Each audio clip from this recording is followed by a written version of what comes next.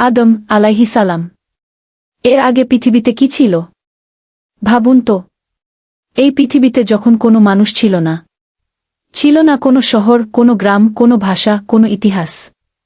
চারদিকে শুধু নীরবতা, অন্ধকার আর এক অজানা রহস্য। তাহলে প্রশ্ন জাগে, আদম আলাইহিস সালামের আগে পৃথিবীতে কি ছিল? অনেক অনেক আগে, যখন সময়ের হিসাবও মানুষের জানা ছিল না, তখন আল্লাহ তাআলা সৃষ্টি করলেন আসমান ও জমিন। কুরআনে বলা হয়েছে তিনি সবকিছু অত্যন্ত সুন্দর ও নিখুঁতভাবে সৃষ্টি করেছেন। কিন্তু তখনও পৃথিবীতে কোনো মানুষ ছিল না। বাতাস বইত, পাহাড় দাঁড়িয়ে থাকত, সাগরের ঢেউ আছড়ে পড়ত, কিন্তু মানুষের কোনো পদচিহ্ন ছিল না। আল্লাহ তাআলা সৃষ্টি করলেন ফেরেশতাদের। তারা আল্লাহর আদেশ অমান্য করে না। দিনরাত তার তাসবিহ ও ইবাদতে মশগুল থাকে। ফেরেশতারা কখনো ক্লান্ত হয় না। তাদের হৃদয়ে নেই অহংকার, নেই পাপের প্রবণতা। কিন্তু পৃথিবীর গল্প এখানেই শেষ নয়। এরপর আল্লাহ সৃষ্টি করলেন জিন জাতিকে আগুনের শিখা থেকে। তারা ছিল স্বাধীন ইচ্ছাশক্তিসম্পন্ন।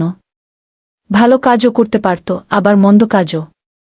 অনেক তাফসিরে বর্ণিত হয়েছে আদম আলাইহিস সালামের এর আগে জিনরা পৃথিবীতে বাস করত।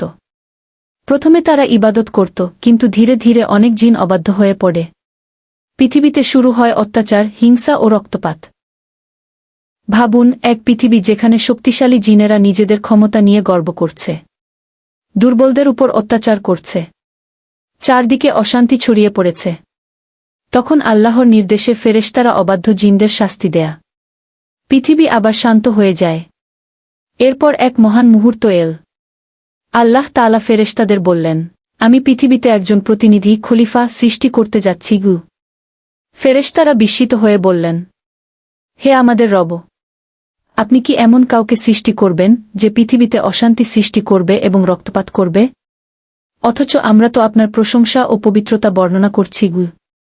তখন আল্লাহ বললেন, আমি যা জানি তোমরা তা জানো না গু।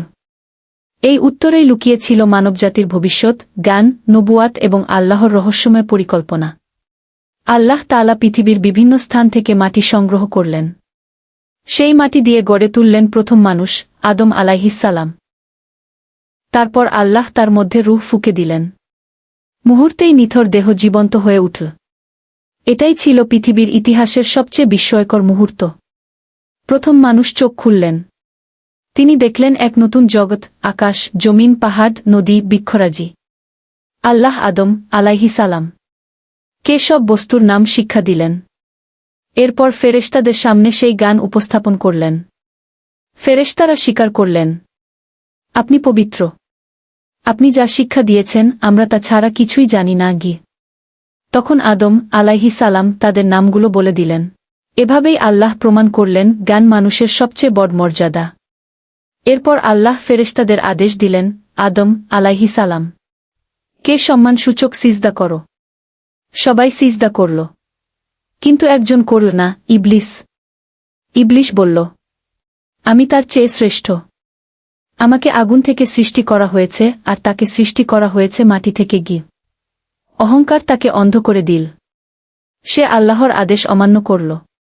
তখন আল্লাহ তাকে রহমত থেকে বিতাড়িত করলেন। এই অহংকারই ছিল শয়তানের পতনের কারণ। আর সেদিন থেকেই শুরু হয় মানুষের সঙ্গে শয়তানের চিরন্তন সংগ্রাম। আদম আলাইহিস সালাম ও হাওয়া আলাইহিস সালাম পৃথিবীতে আগমন করলেন। এখান থেকেই শুরু হল মানবজাতির ইতিহাস। কৃষি, পরিবার, সমাজ, সভ্যতা সবকিছুর সূচনা হল তাদের মাধ্যমে। আজ আমরা যে পৃথিবীতে বাস করছি তার প্রতিটি মানুষের শিক সেই প্রথম মানুষ আদম আলাইহিস সালামের কাছে পৌঁছে যায়। তাহলে আদম আলাইহিস সালাম এর আগে পৃথিবীতে কি ছিল? ছিল আল্লাহর সৃষ্টি করা আসমান ও জমিন। ছিল ফেরেশতাদের ইবাদত। ছিল জিন জাতির বসবাস ও তাদের পরীক্ষা। আর ছিল আল্লাহর সেই মহান পরিকল্পনা যার মাধ্যমে সৃষ্টি হল মানবজাতি। আমাদের মনে রাখা উচিত এই কাহিনীর মূল ভিত্তি কুরআন ও সহিহ হাদিস। যদি ভিডিওটি ভালো লাগে তাহলে লাইক দিন, বন্ধুদের সঙ্গে শেয়ার করুন, আর ইসলামিক ইতিহাসের আরও রহস্যময় গল্প শুনতে আমাদের চ্যানেলটি সাবস্ক্রাইব করতে ভুলবেন না।